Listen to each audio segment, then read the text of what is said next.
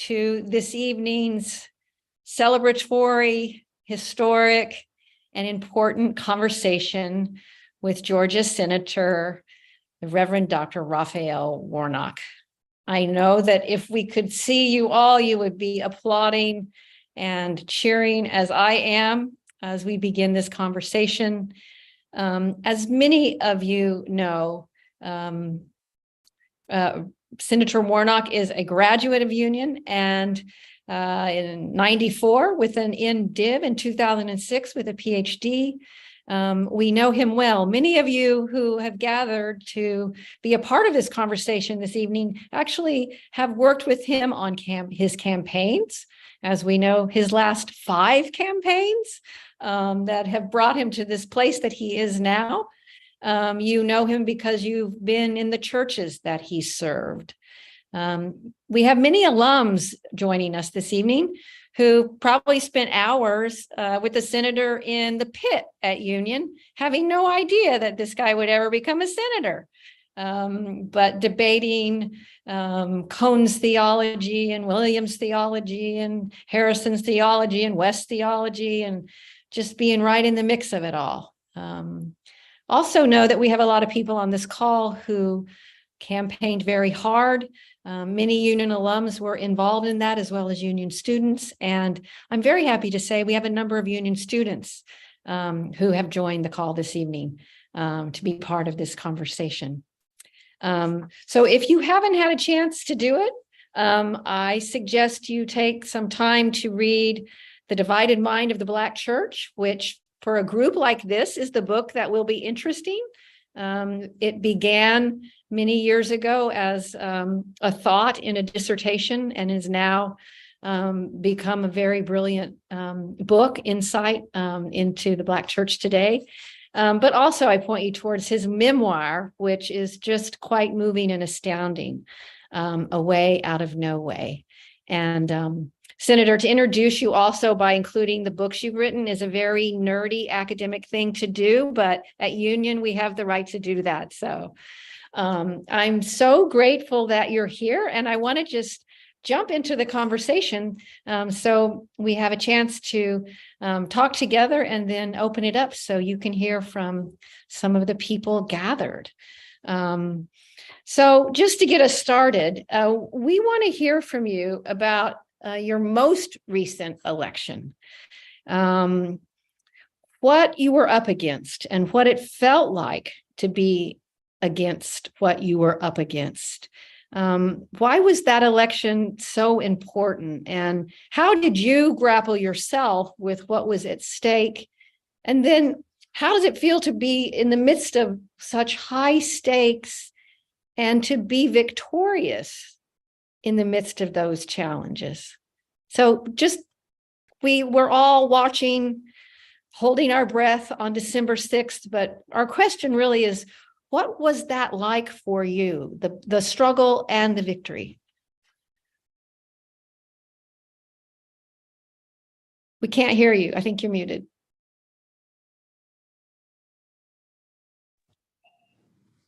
There we go. Hello, everybody. All right. Thank you so much. Wonderful to be here with my Union family. And you're right, it's a bit of a nerdy and academic thing to introduce me by listing my book, which began as a dissertation at Union, and my memoir, A Way Out of No Way.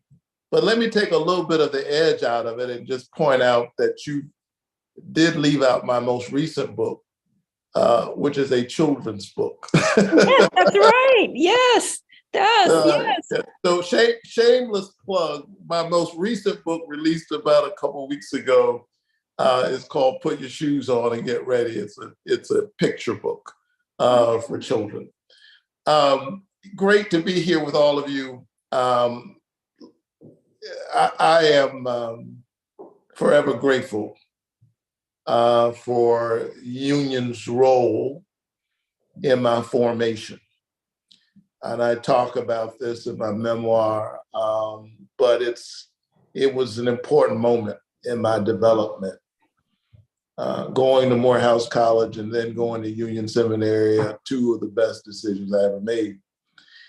And so when I found myself in the midst of the challenges of the last 3 years, I bottled all that I could up from those experiences and took them with me. I mean that, you know, I know we're here and I appreciate the folks gathering to honor me, but you know, when I was at Union, I had a running train, if you will, between Morningside Heights and Harlem, between Union and Abyssinian Baptist Church, between Ivory Towers and Ebony Trenches, and served under the tutelage of another Union grad, Calvin Butts, for 10 years. And so I got a chance to sit as an understudy to see what worldly struggle taking your faith into the fight looks like, what worldly struggle is actually like. I got to practice it while reading about it as I was just so much fascinated by the likes of Dietrich Bonhoeffer and Martin Luther King Jr., about whom I wrote my master's thesis comparing their activist ecclesiologies. I don't know, last time I got to say something like that, ecclesiology. You can say it loud. But Union gave me a platform and a place to think about these things. Union was the classroom, Harlem and Abyssinia were the laboratory. And so I've been on this journey for a while, and it eventuated in a Senate struggle, a campaign for the Senate. And I'm honored that after having my name on the ballot now 5 times, first in the jungle primary, then in a runoff, and then a primary, and then a general, and then a runoff, 5 times, I finally have a 6-year term. I wasn't focused on who I was running against. I was focused on who I was running for, Serene. And that's how I got through it. Mm-hmm, mm-hmm.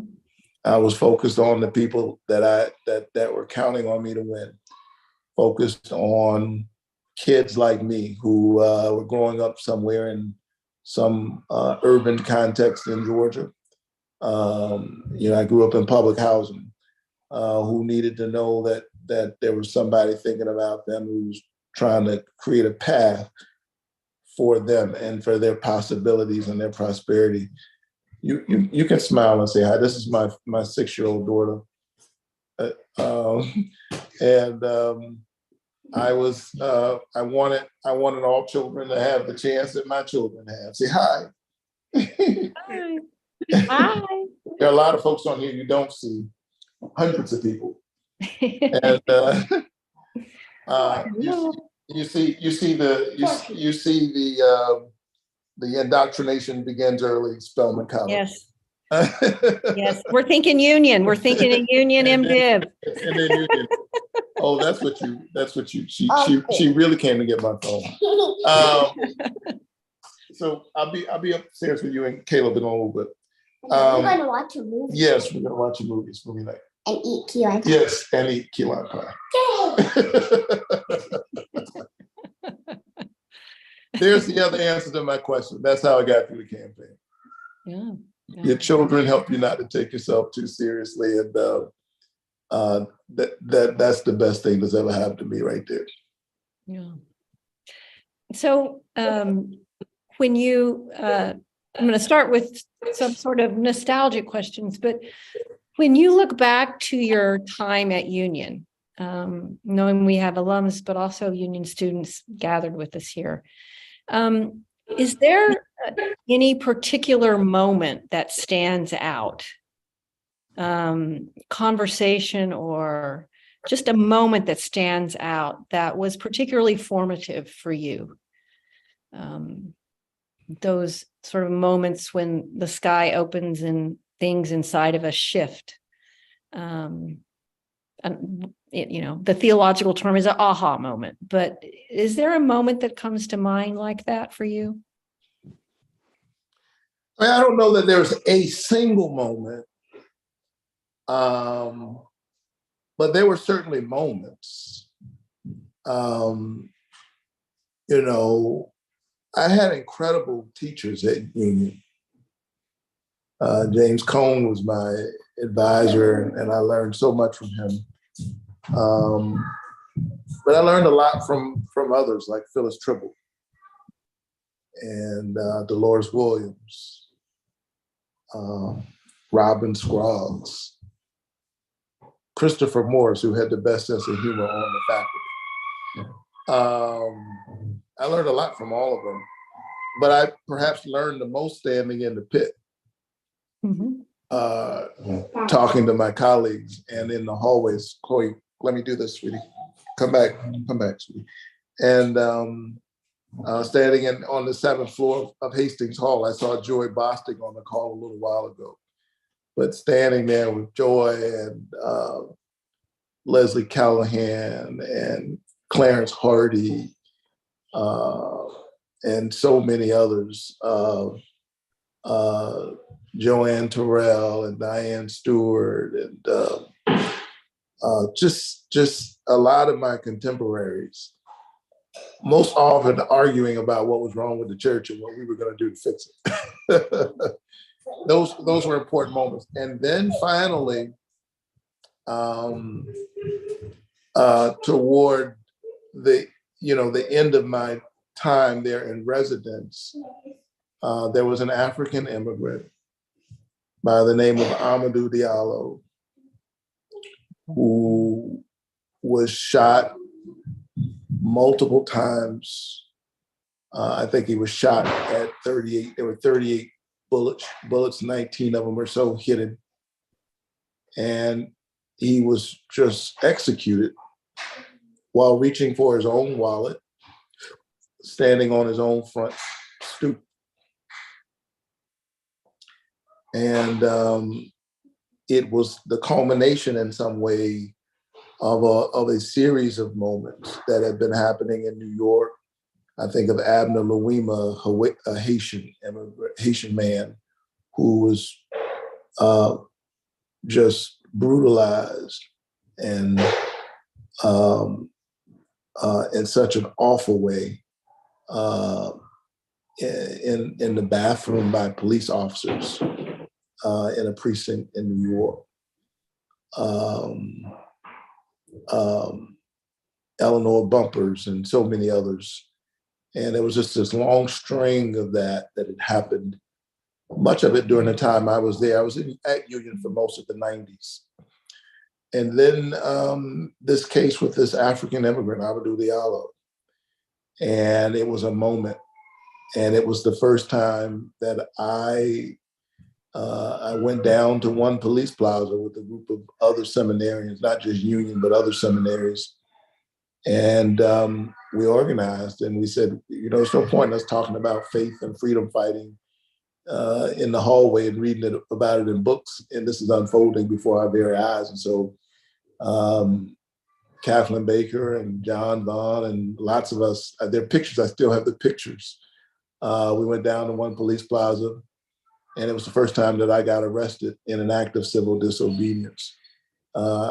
And I think about that because now I'm in the Senate and we're trying to think through what it will take to get a bill done on on police reform.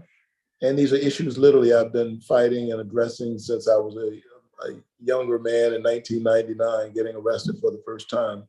And now there's a whole generation. We saw a whole new generation of young people in the wake of George Floyd, standing up a multiracial coalition, I might add, of conscience, who marched out into the streets in the midst of the pandemic of COVID-19, masked up to protect themselves from COVID-19 while waging war against COVID-19.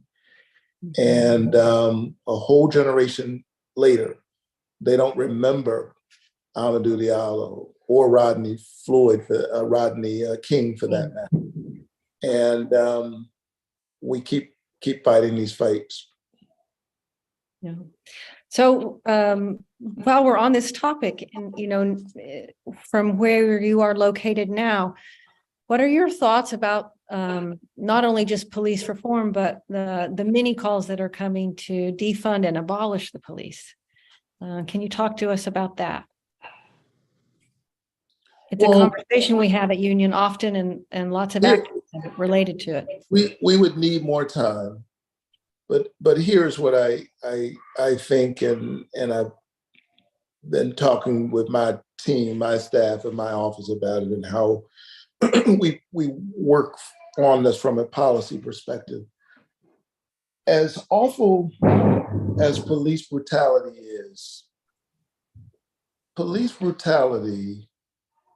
is as predictable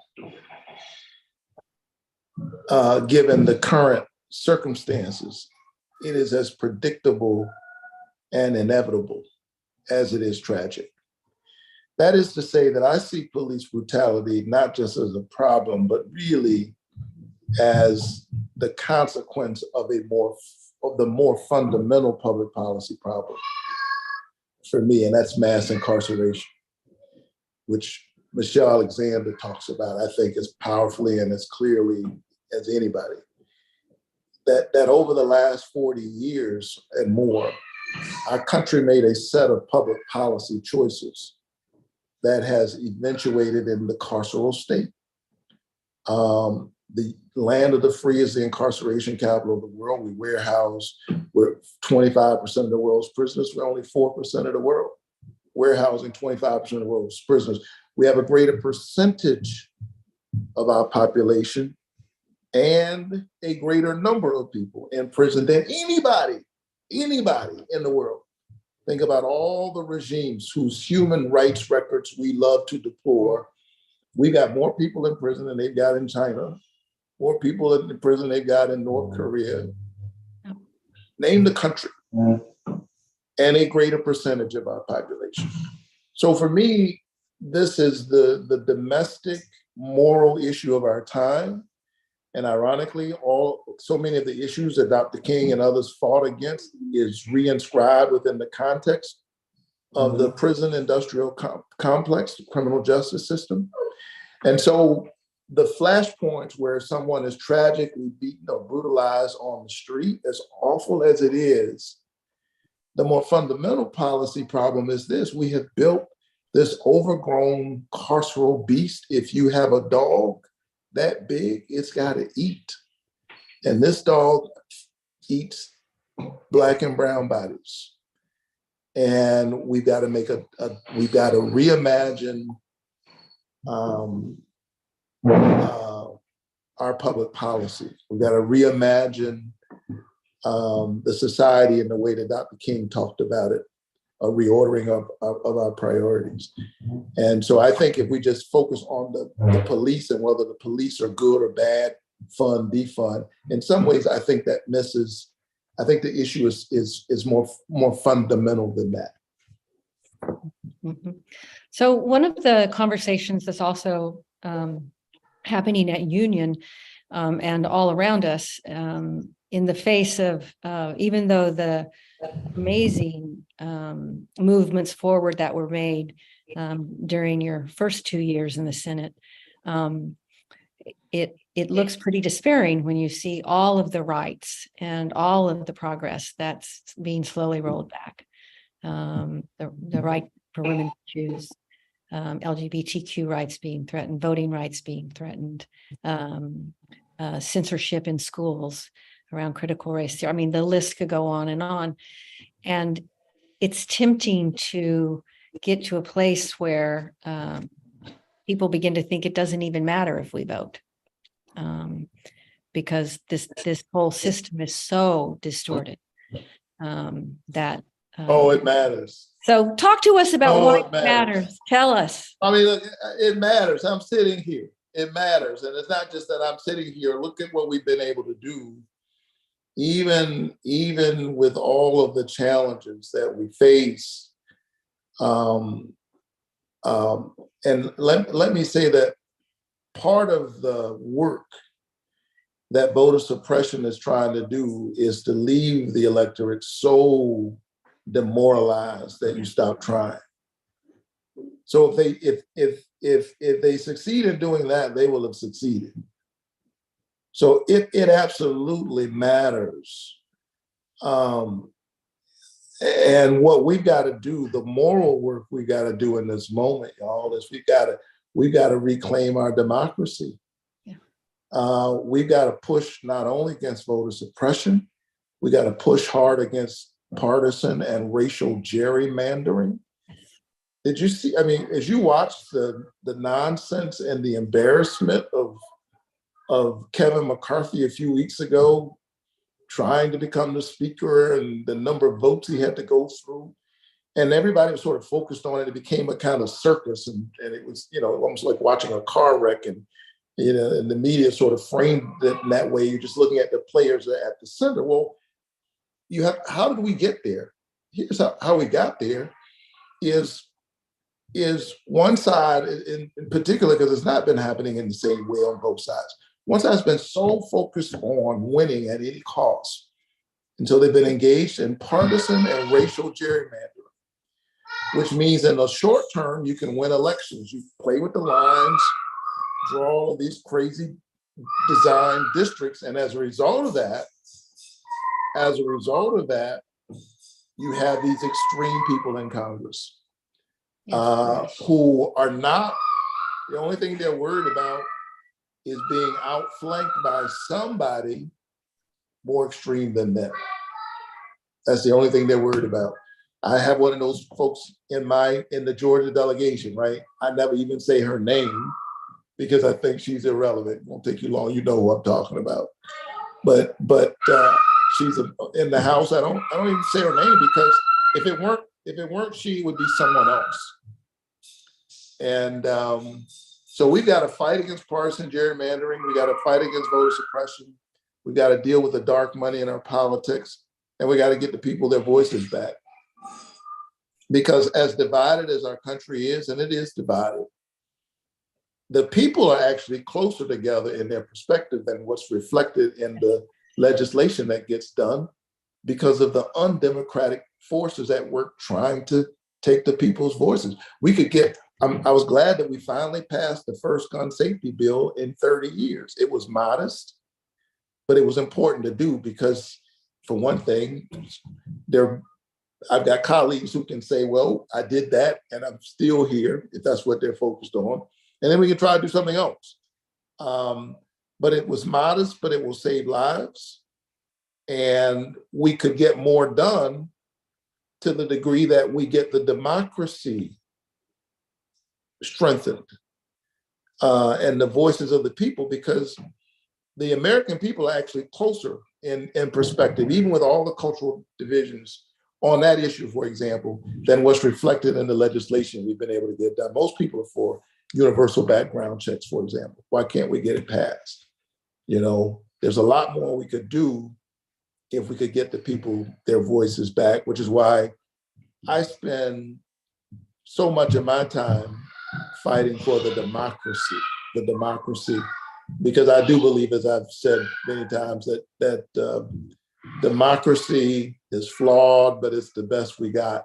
For me, it's the political enactment of a spiritual idea, this notion that each of us has within us a spark of the divine, that we were created in the Imago Dei, and therefore we ought to have a voice in the future of the country and our destiny within it, that a vote is a kind of prayer for the world we desire for ourselves and for our children. I believe that, and it's what pushes me into the fight. Well, I'm going to shift us a little now and become a little more democratic. I'm not going to just ask you the questions. I'm going to give you some questions from the people who are listening, and the first one comes. Go ahead. Give me one second. I'm going to see if I can get Grandma to help me a little bit more with the background noise here.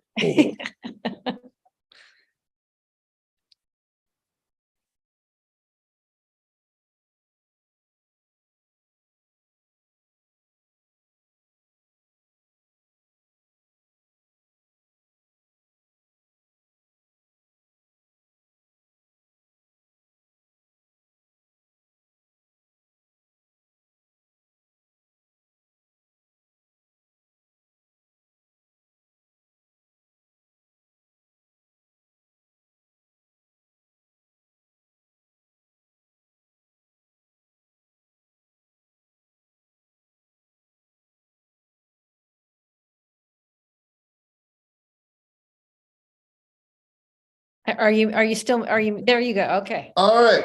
I kind of liked that background noise, but I know it might have been a little distracting for you. So here's a question from Delvin Moody, one of our present students. So many Black and brown political candidates are virtually banned from running due to committee structures and campaign finance.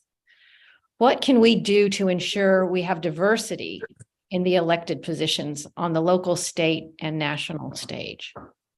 I think you touched on some of that, but yeah, I mean, I hear the point. It is difficult for folks coming out the gate to get a shot. But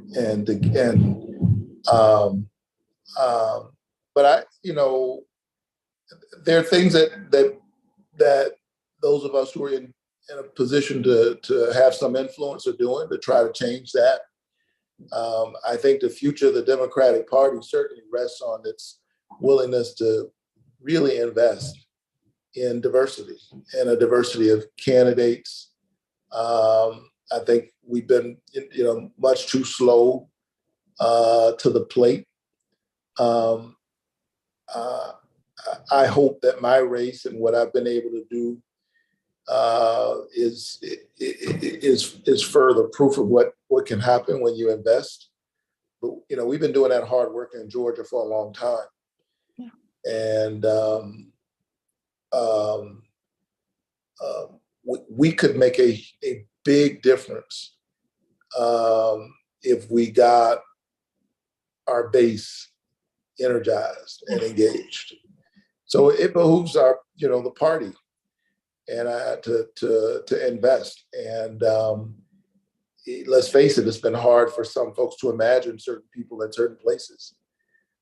I mean, it's really mind-boggling that I'm only the 11th Black senator in the whole history of our country. In the whole history, I'm number 11. There've been over 2,000 senators. I'm number 11, and I'm the only Black Democrat elected to the Senate. Only Black Democrat elected to serve in the Senate ever. So we have a long ways to go. The other day I was in a meeting right after the terrible, awful beating that we all witnessed in Memphis. I was in a meeting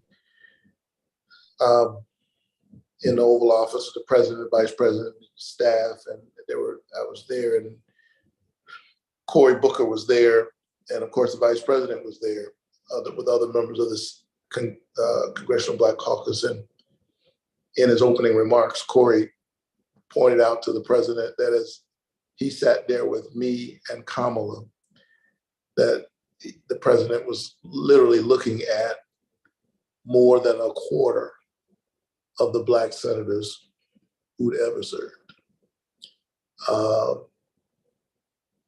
So we've got a ways to go, but while we focus on, there are these offices, but I don't want people to underestimate, while I'm speaking, by the way, the importance of running for the school board. I mean, the other side figured that out, and they've been working at it for 30 years. We've been slow to get it. And ironically, that's where a lot of the fight is going on, right? Among what children can learn and what education is and what matters and what history is. We need people to run for the school board, for the city council, for a whole range of offices. On all levels. All levels. Yes. So I have another question here from actually Union faculty member Andrea White, and it's a great seminary question for you. You won't get many audiences asking you this, but how does your pastoral care training show up in your political life? Hi, Dr. White. Oh, definitely. I think honestly, I think it's why I think it's what made me a better candidate. Yeah, totally. And I think, you don't know how something like this is going to turn out until you actually do it. And I think my bearing and orientation as a pastor shows up in the way I do politics and the way I show up as a candidate. And what I hear from people is that they feel it. Mm-hmm. And I'm glad, because I mean it, but it's translating. I'm a preacher, so I never thought about, when I got into this race, I imagined myself on the stump giving the speeches, because I've spent my whole life since I was a kid really trying to learn how to preach. And so I thought I would be out on the stump giving the speeches, and that time came. But remember, literally 6 weeks after I announced that I was running, after I launched my campaign in 2020, 6 weeks later, we were all thrown into the pandemic. And so nobody was out on the stump giving speeches anywhere for a long time. And in the midst of that, I was busy raising money. And then I got on television and I started doing these ads that you have to do when you're running for the Senate, because you can't give enough speeches anyway. And what I learned that I didn't know was that I could project the love, concern, empathy, and humanity of a pastor in 30-second television ads. And it got me just enough above, I think, the political fray, the partisan fray. Not, you're still in it, but it got me just enough above it, I think, to literally make the difference in the outcome. I think it's part of the secret sauce for what works. As I said to the folks in my speech, that the sense that what I've learned from being a pastor is you can't serve me if you don't actually see me. That you can't serve the people unless you love the people, and the way to love the people, spend time with the people. And what I promised the people of Georgia is I won't always have, and these answers are these issues are complex, but I'm going to walk with you even as I work for you. And I think there's so much pain out there, and so much hunger for community and authenticity that is resonating. And now, I get to translate that now as I continue to do the work. I was proud of my bill that caps the cost of insulin for folks who are on Medicare to no more than $35 of out-of-pocket costs. I'm a pastor. I have visited people in the hospitals. I have seen up close what happens when diabetes is unmanaged. I've been there when people have gotten the news that they've got to get an amputation or they have to go on dialysis. So I've seen that up close. And so I think it informs the way I talk about the policy and why we were able to get that bill passed for folks on Medicare. And now I'm trying to get it for folks on private insurance as well. Insulin shouldn't be expensive. It's a 100-year-old drug. The patent was sold for $1. Pharmaceutical companies are engaged in price gouging. And so whether I'm in a committee hearing or standing on the floor of the Senate, I'm not shy about framing these issues in pastoral and moral terms. Amazing answer, and so true in terms of how you speak and how you do your work, Senator. Thank you for that answer. Here's another question from someone you probably know, Barbara Wheeler. What are, Senator, your priorities for the period between now and 2024? And what are those priorities, and what do you think really happen in such a divided Congress? I think we can get work done even in a divided Congress. Again, I don't think it's going to be easy. And by the way,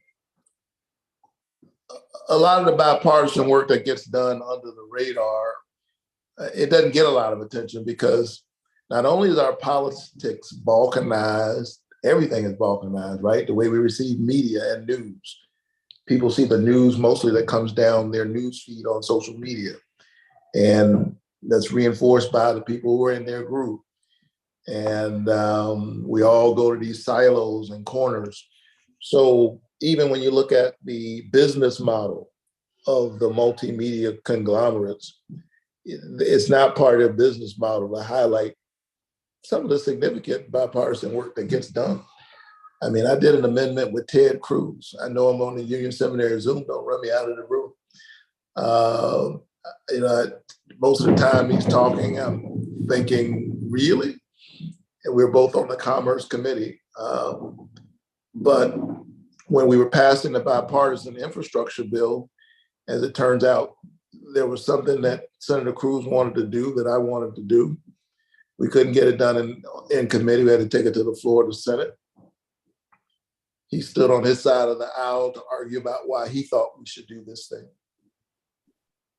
I stood on my side of the aisle arguing about why I also thought we should do this thing. And then I closed my remarks that night with words I never imagined ever hearing myself say. In closing, Mr. President, I would like to associate myself with the words of the senator from Texas.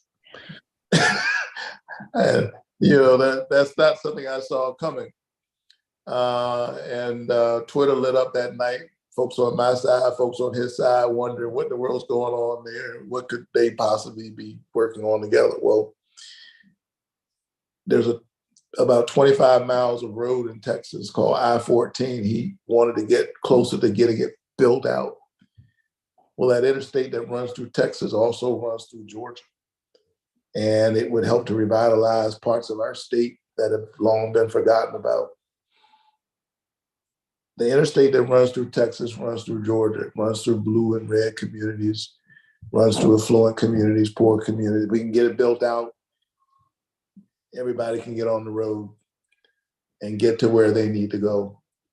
There's a road that runs through our humanity that's larger than partisan politics, certainly bigger than race, and all of these very consequential differences. I'm not papering over the differences. Union trained me better than that. But we have to continue to affirm that there's something that runs through our humanity that's larger than all of that. And our job is to try to make our way to that road, to make sure everybody can get on the road, to get to where they need to go. So I've done a lot of bipartisan work, even with my progressive bona fides, and I think they're there and clear. I work with Cruz to get I-14 named a priority corridor. I worked with the Republican senator from Alabama to help Georgia farmers get their peanuts to the market. I worked with Marco Rubio on maternal mortality. He and I obviously are on opposite sides of the reproductive choice question. But here was my challenge to him and people like him. If you are who you say you are, if you are pro-life, or if you value life, and certainly I do, then you ought to be offended by the high rates of maternal mortality in our country. Yes. That we have the dubious distinction of having levels of maternal mortality in our country way higher than other wealthy nations. And it's terrible in a state like Georgia. And for Black women, it's 3 to 4 times the rate of their white sisters. A well-to-do Black woman, well-educated, well-to-do with insurance, is more likely to die in or as a result of childbirth than a poor white woman. Why is that? And so we ought to be offended by that kind of maternal mortality rate and the obvious inequities in there. And so out of a profound reverence for life, I was able to partner with him on that, even though we're not going to agree on the reproductive choice question. So I think these are the things that have gotten me listed as the 18th most bipartisan senator in the Senate, while at the same time fighting for voting rights, fighting for criminal justice reform, fighting for reproductive rights, being on the record, pro-marriage equality, unapologetic about any of those things, while at the same time being willing to work with anybody for a few minutes if it'll help me get something good done for the people I care about. So here's another question from a union student, Destiny Bates, and you've just touched upon it, but says politics requires compromise. And in a time of intense polarization, how do you protect your integrity when working with people whose values you do not share? Another way of adding on to that is, moving from the pulpit into the Senate. Have you found yourself faced with situations in which your understanding of what compromise is and what is needed in that context to move things forward shift, for this moment and this time and where you are? Yeah, no, it's a really good question. And I think part of the answer is to keep wrestling with it. I can hear James Cone, right? You got to wrestle, right? And I do. I believe that. I think part of it, you're in danger when you don't even struggle. When you become so enamored with whatever's happened to you and whatever accolades or influence, you become drunken by that. But if you're always asking yourself the question, am I remaining true? And you got people around you, that's the other part of the answer. Keep real friends around you. I got friends on this call who knew me, when I was skinny and had skinnier and had a high top fade, and they're not impressed by any of this. And they will tell me, "Are you kidding?" So you gotta have friends like that who will tell you the truth, lovingly, respectfully, but with candor. And so that's part of what keeps me honest. And here's the other thing. What I sensed intuitively and what I know now from experience, because I'm there, is that part of what ails our politics is that it's too often focused on the politicians themselves, their problems. Who's in, who's out, who's up, who's down. You may have noticed if you followed my race, every time they asked me about 2024 and whether Biden could run, I just dismissed that question. And it wasn't people, because times are so cynical, it was, oh, he's just dodging. No, part of the point I was making is we're too obsessed with the politics, with the next election.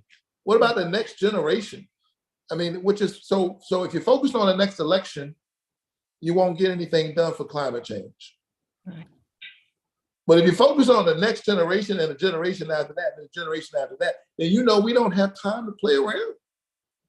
And you're going to work to try to get something done on an issue that is an existential threat.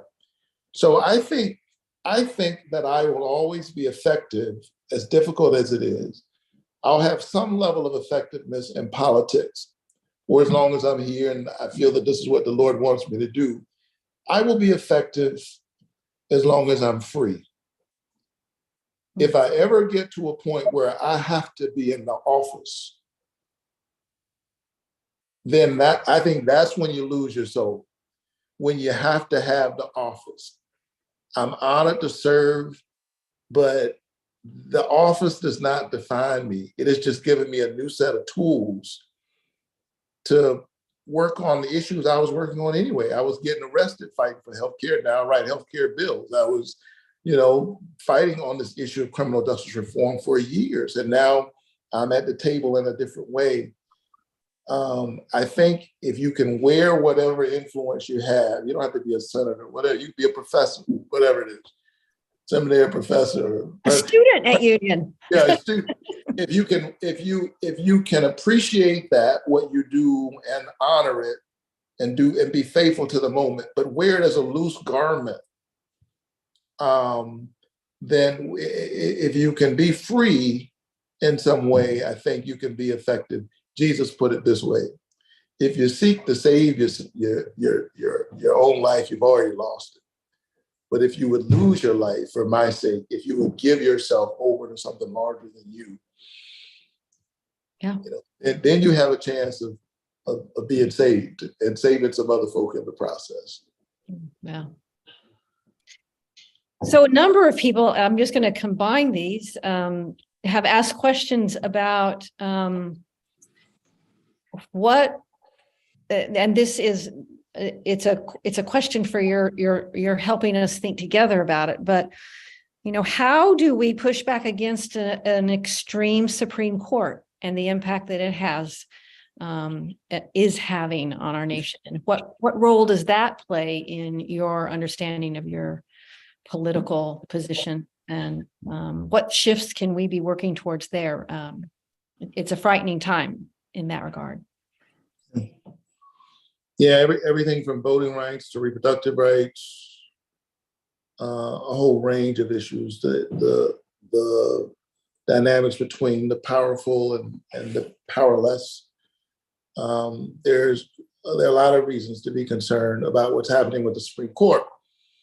And a lot of that is driven by just the kind of corruption that I've been talking about as I talk about the influence of dark money. The dark money that's influencing our politics has also flooded the process through which we've ended up with this right-wing court.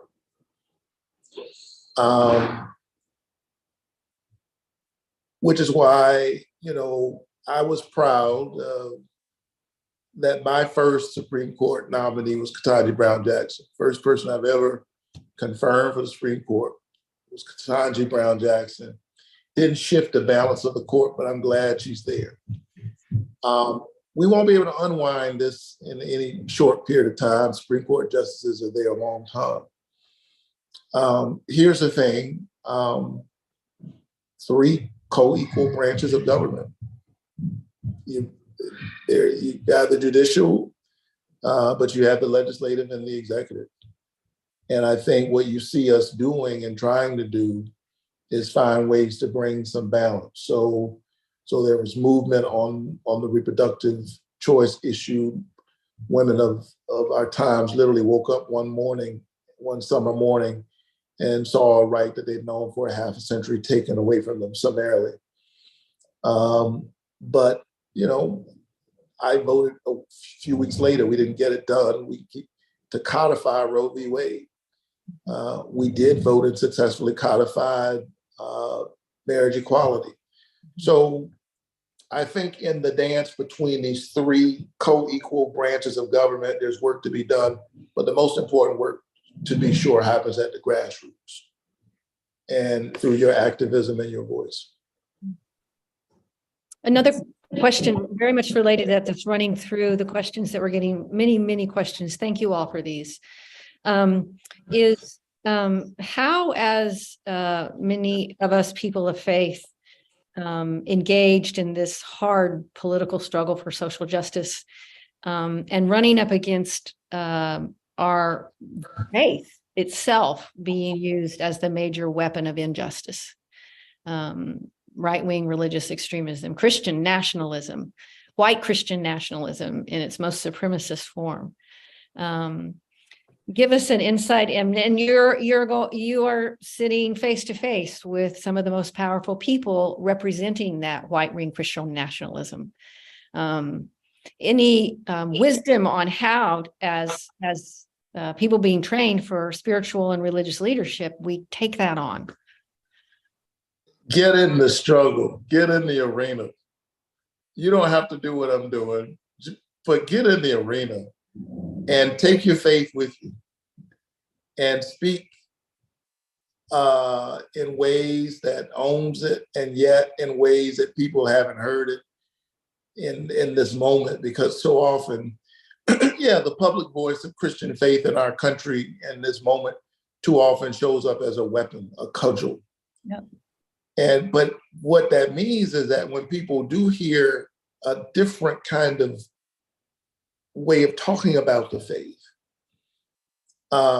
it's just such a breath of fresh air, I think, for people, which has created a space for me and others, so many others. So get in there, and we can't let people who obviously haven't read Matthew 25 own the faith. Even read the New Testament, excuse me, but Yeah. Yeah. I mean, who clearly haven't read the prophets or the New Testament. Yeah. We cannot cede that space to them because they, you know, I'm not going to call them the Antichrist, as James Cone did. But, you know, there are just too many people out here bearing false witness to the, against the faith. And which is why I'm so honored that through the collective voices of the community, this has become my calling. I think part of the work that I'm doing or trying to do is to have the faith speak in a different way, with some microphones that, even as pastor of Ebenezer Church, let's face it, I mean, it's an amazing church, but I've got you know, a microphone that I didn't have before. And yesterday when I was and I was talking to the last group, I think, about this. So yesterday I was in a hearing of the Agriculture Committee. I'm a member of the Ag Committee. And, you know, I was talking about food insecurity because we're getting ready to renew the Farm Bill, which includes money for, you know, for SNAP and TANF, temporary aid for needy families. You know, but just some of the mean-spirited stuff that goes on, and a lot of it in the name of God. So I don't know how often you hear a senator quote scripture, but not in an imperialist way, but talking and speaking to the issue of do justice and love mercy and walk humbly with your God, and then to frame that within, to talk about how it's mean-spirited to deny people food insecurity just because they're returning citizens who've had prior drug felonies. And in states like Georgia, they can't get any food aid until they finish probation, parole, all of their whole thing. And they keep you under this cloud here literally for years. And we know that people have to eat, and they're going to find a way to eat. The results of that are predictable. But I talked about that yesterday in relation to Matthew 25 on the committee. And I just think we need more and more people doing that. We cannot cede the moral and spiritual space to people who are giving cover and to powers and principalities, spiritual wickedness in high places. So we're coming close to the end of our time with you. We could talk for hours. You are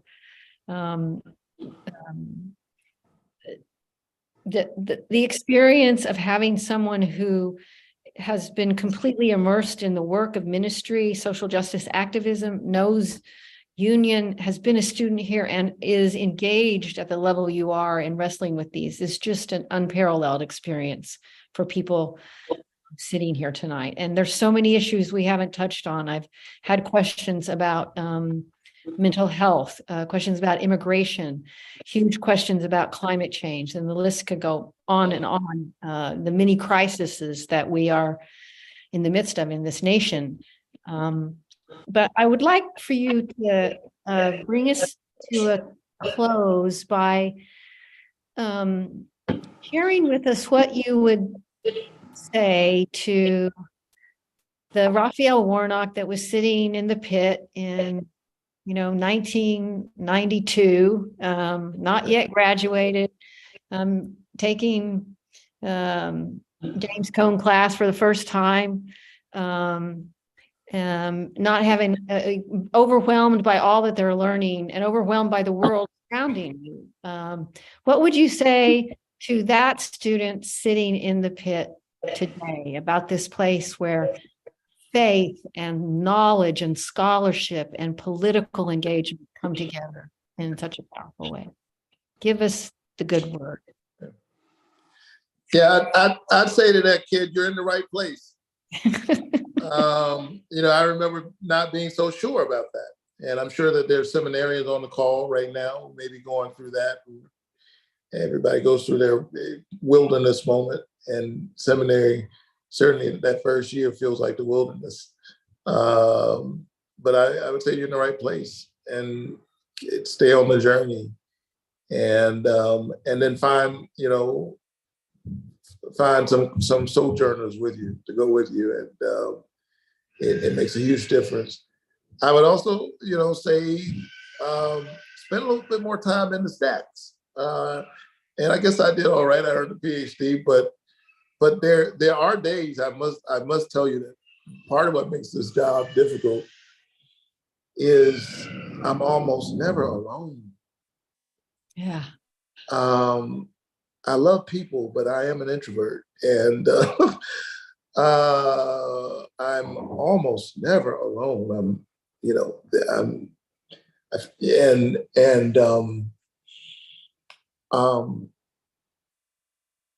I miss sometimes just having hours and hours and hours and hours to read.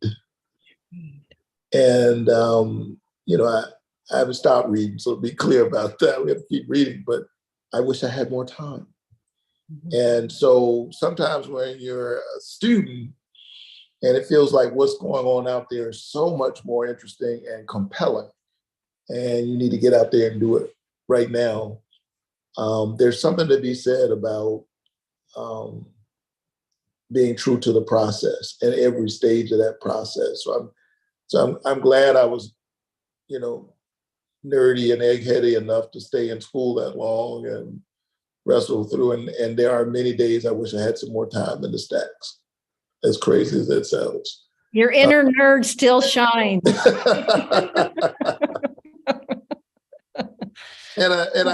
by the same token, I also wish I'd had a little bit more fun. Ah. Yeah. But you keep moving and you get wiser as you go. Yeah. Well, I hope your inner nerd is nourished and that you are having fun. And on behalf of everybody who's joined us, I want to thank you for taking this time to talk with us.